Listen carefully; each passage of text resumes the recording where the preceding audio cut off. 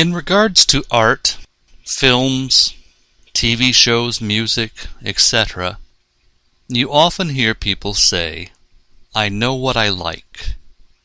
You might hear this same person say, "I just want to get my money's worth." I believe there is a larger truth. I believe that people actually like what they know, and they get more for their money when they know why they have or have not gotten their money's worth.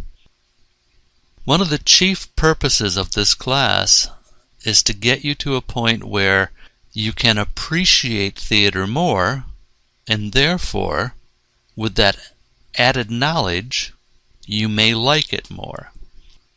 It is not nearly as important to you as an individual to have liked or disliked a piece of art as it is for you as an educated person to understand why you did or did not enjoy the piece. This understanding also helps you appreciate another person's point of view on the piece of art.